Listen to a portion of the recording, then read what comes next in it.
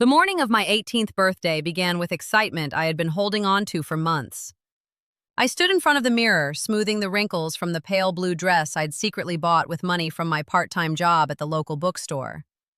It wasn't expensive, but it made me feel beautiful. For the first time in years, I believed the day would finally be about me. I had invited only 8 close friends. We were going to have dinner in our backyard under strings of warm lights I'd spent 2 weekends hanging myself. My best friend Mia had baked my favorite chocolate raspberry cake, and another friend had promised to bring her guitar so we could sing until midnight. It wasn't extravagant. It was simply my 18th birthday. The one birthday I hoped my parents couldn't possibly ignore. Downstairs, I could hear dishes clattering and voices drifting through the kitchen.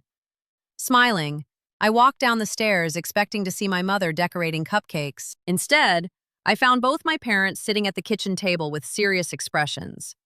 My younger sister Emily sat between them with her arms folded dramatically across her chest. She wasn't crying anymore, but her eyes were red enough to tell me she'd been doing it recently. The knot in my stomach tightened. "Dad?" I asked carefully. He motioned toward an empty chair. "Sit down." No one wished me happy birthday. Not one person. I slowly pulled out the chair. Mom folded her hands. "We've made a decision." Every instinct told me I wasn't going to like whatever came next. Emily sniffled loudly. Mom reached over and rubbed her back. "You know Emily has been having a difficult week." I blinked. "What does that have to do with today?" Dad sighed. "She feels like everyone is always celebrating you." I stared at him, convinced I had misunderstood. "What?" Emily looked down dramatically. "You always get everything." I almost laughed. Everything? My room still had peeling wallpaper because Mom said repainting it was a waste of money. I bought my own clothes. I paid for my driver's lessons. I worked 20 hours every week while maintaining straight A's. Emily, meanwhile, had a brand new phone, horseback riding lessons, designer clothes, and piano classes she'd already quit twice. Everything? Dad cleared his throat. "Your sister doesn't feel special enough." The words echoed through the room. "So," Mom continued gently, "we're canceling your birthday dinner." I stared at her. "I'm sorry." "You're what?" "We think it's best." Emily avoided looking at me. Mom smiled sadly as though she expected me to appreciate her wisdom. "We'll celebrate another time." "When?" "Maybe next month." I laughed. A short, broken laugh. 18th birthdays only happen once." Dad's voice hardened. "Don't be selfish." Selfish. The word landed harder than I expected. "I planned everything." "You'll understand when you're older." "I'm 18 today," Emily suddenly spoke. "I just don't think it's fair she gets all the attention." I slowly turned toward her. "You had a birthday 4 months ago." "That was different." "How?" She shrugged. "I wasn't as happy then." I looked back at my parents. Neither one corrected her. Neither one defended me. Mom reached across the table. "Honey, sometimes families make sacrifices." I swallowed hard. "I've been sacrificing my entire life." Silence. Outside, I heard my friends laughing as one of their cars pulled into the driveway. My heart dropped. They were arriving. Dad stood. "I'll tell them the party is canceled." "No." I said I'll handle it. He walked toward the front door before I could stop him. I stood frozen while I heard muffled voices outside. Then confused questions. Then awkward apologies. Car doors slammed one after another. Within minutes, they were gone. Just like that. Months of planning vanished in less than 5 minutes. I walked outside after everyone had left. The fairy lights still hung across the backyard. The empty tables waited for guests who would never come. Mia's birthday cake sat alone on the patio table. The frosting had begun melting in the afternoon sun. Someone had written in beautiful cursive, "Happy 18th birthday, Sophie." I stared at those words until my vision blurred. Behind me, I heard laughter. I turned. Through the kitchen window, I saw my parents ordering Emily's favorite takeout. They were smiling. Emily was laughing, as if nothing had happened, as if today belonged to her. Something inside me finally broke. I walked upstairs without saying another word, opened my closet, pulled out my old travel backpack, and began packing everything that actually belonged to me. If they could cancel my birthday because my sister didn't feel special enough, then maybe they didn't deserve to have me in their lives anymore. I'll continue with scene 2, about 750 words, where Sophie leaves home, builds a new life, and her parents begin to realize what they've lost. Then scene 3 will deliver the emotional confrontation and satisfying ending. The zipper of my backpack sounded louder than anything else in the room. I stood in the middle of my bedroom and looked around one last time.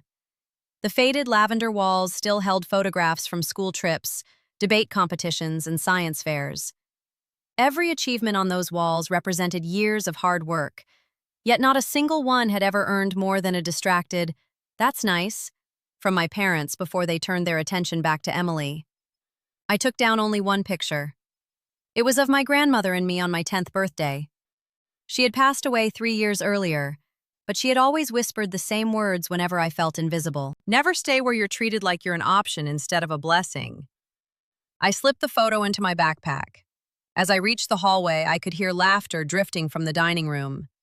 Emily was excitedly talking about the movie she wanted to watch after dinner. My parents laughed along as if they hadn't just shattered my heart. No one came upstairs to check on me. No one wondered why I had been gone so long. I quietly carried my backpack to the front door. Just as I reached for the handle, my mother looked up from the table. "Oh," she said casually. "Where are you going?" I stared at her. "You canceled my birthday." "We already discussed that." "No," I replied calmly. "You explained your decision. You never asked how it made me feel." Dad sighed impatiently. "Sophie, don't turn this into more drama." I looked at all three of them. "I hope Emily feels special now." Emily rolled her eyes. "See, she's trying to make me feel guilty." My father nodded toward me. "You'll calm down after a few hours." I adjusted my backpack. "I'm not coming back tonight." Mom frowned. "Where are you staying?" "Somewhere people actually wanted me today." For the first time, silence filled the room. Mom stood up. "Don't be ridiculous." "I'm finally being honest." Dad folded his arms. "If you walk out that door over something this childish, don't expect us to chase after you." The words hurt. Not because they were cruel, because I believed him. I smiled sadly. "I never expected you to." Then I walked out. No one stopped me. No one called my name. No one even wished me happy birthday. 20 minutes later, I stood outside Mia's apartment. The moment she opened the door and saw my backpack, she didn't ask questions. She simply hugged me. The kind of hug that made me realize how desperately I had needed one. "What happened?" she whispered. The words I'd been holding back all day finally spilled out. "They canceled my birthday because Emily didn't feel special enough." Mia stared at me in disbelief. What?" I nodded. "They chose her again." Tears rolled down my face for the first time that day. Mia pulled me inside. "My parents are making pasta. You're eating with us." Her mother looked up from the kitchen and smiled warmly. "There she is! Happy 18th birthday!" 3 simple words. Happy 18th birthday. I burst into tears. Mrs. Carter immediately wrapped me in her arms. "Oh, sweetheart, what happened?" By the time I finished explaining everything, the entire family sat in stunned silence. Finally, Mr. Carter shook his head. "I can't imagine treating one of my daughters that way." Mrs. Carter placed Mia's homemade cake on the dining table. "The candles are still here." There were 18 tiny candles. She lit every single one. The lights in the kitchen went off. The Carter family gathered around me. They sang happy birthday with smiles so genuine that I cried through the entire song. For the first time that day, I actually felt celebrated. Before blowing out the candles, I made one silent wish. Please let this be the last birthday I spend trying to earn someone's love. The next morning, I called my manager at the bookstore. I was wondering if there were any extra shifts available. As many as you want, she replied. Within 2 weeks, I was working nearly full-time while preparing for college. Mrs. Carter insisted I stay as long as I needed. You focus on your future, she told me. Everything else will work itself out. I helped around the house, paid what little rent I could afford, and saved every paycheck. Slowly, life became peaceful. There were no comparisons, no favoritism, no walking on eggshells. For the first time in years, I could breathe. 3 months passed before my phone finally rang. It was Mom. I stared at the screen until it stopped ringing. A minute later, a text appeared. Mom, your room is getting dusty. When are you coming home? Not, we miss you. Not, we're sorry. Just, your room is getting dusty. I locked my phone without replying. Another month passed, then another. I started college with scholarships I had earned through years of studying. The bookstore promoted me to assistant supervisor. I rented a tiny studio apartment near campus. It wasn't luxurious. The kitchen was barely big enough for one person. The couch came from a thrift store. The table had scratches. But every single thing inside that apartment belonged to me. I had built it myself. One evening, while organizing books on my shelves, my phone buzzed again. This time, it was a message from Dad. Dad, Emily is graduating next month. Your mother thinks it would look bad if you aren't here. Please come. I read the message twice. There wasn't a single apology, not one acknowledgement of what had happened on my 18th birthday. Just another reminder that appearances mattered more than feelings. I set the phone down without answering. For the first time in my life, I realized something important. Walking away from my family hadn't broken me. It had saved me. What I didn't know was that only a few weeks later, a shocking truth about my parents' finances and Emily's endless demands would force them to face the consequences of the choices they had made for years. 6 months after I left home, another message appeared on my phone. This time, it wasn't from my parents. It was from my Aunt Rachel. Sweetheart, I know you probably don't want to hear from the family, but I think you deserve to know what's happening. I hadn't spoken to Aunt Rachel since moving out, but she had always been the only relative who quietly checked on me. She never took sides, though I suspected she knew far more than she ever admitted. We met for coffee the next afternoon. The moment I sat down, she reached across the table and squeezed my hand. You look happy, she said with a gentle smile. I finally am. She nodded. I wish your parents could see that. I took a sip of my coffee. So, what's going on? Aunt Rachel sighed. Everything isn't as perfect at home as it looks. She explained that after I left, my parents poured even more attention and money into Emily. Every new hobby she wanted, they paid for. Every expensive vacation she demanded, they booked. Every problem she created, they rushed to solve. Without me working part-time and quietly paying for my own school supplies, clothes, and personal expenses, the household budget began to crumble. Then Dad's company downsized. His salary was reduced. Mom had to return to work after years of staying home. Emily, however, didn't want to change her lifestyle. She insisted she deserved the best. The savings my parents had spent years building disappeared faster than they ever imagined. They're struggling, Aunt Rachel admitted softly, but they still refuse to admit they treated you unfairly. I wasn't surprised. For years, protecting Emily had mattered more than protecting the truth. 2 weeks later, another text arrived. This one was different. Dad, can we meet? Just the three of us. I stared at the message for a long time. Part of me wanted to ignore it. Another part wanted answers. After thinking it over for a day, I agreed to meet them at a quiet cafe near my apartment. When I walked in, I almost didn't recognize them. Dad looked older. His hair had turned noticeably grayer. Mom's cheerful confidence had been replaced by exhaustion. For a moment, none of us spoke. Finally, Dad cleared his throat. You look, well. I am, Mom smiled nervously. We're proud of everything you've accomplished. I waited. There was something missing. Neither of them had said the one word I needed to hear. Sorry. Dad leaned forward. We've been thinking, Maybe it's time you came home. I looked at him calmly. Why? Mom hesitated. Because we're family.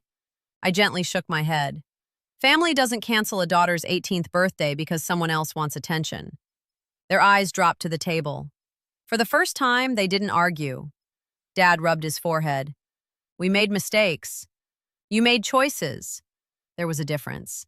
A mistake happens once, I continued. Choosing Emily over me happened my entire childhood. Neither of them denied it. Mom's eyes filled with tears. We thought you were stronger. I smiled sadly. I had to be. You never complained. Because every time I did, you called me selfish. The silence between us felt heavier than ever. Finally, Mom whispered the words I had waited almost a year to hear. I'm sorry. Dad nodded. So am I. I don't expect forgiveness, he admitted. But I hope someday you'll believe we really do regret it. I looked at them for a long moment. I forgive you. Both of them looked up in surprise. But forgiveness doesn't erase consequences. Mom frowned slightly. What do you mean? I've built a life where I'm respected. I told them about college, about my promotion at the bookstore, about my tiny apartment that had slowly become a home, about the Carter family who still invited me for Sunday dinners because they considered me one of their own. I've learned what unconditional love feels like, I said softly. And I won't give that up. Mom wiped away tears. So, you're not coming back? I reached across the table and gently took her hand.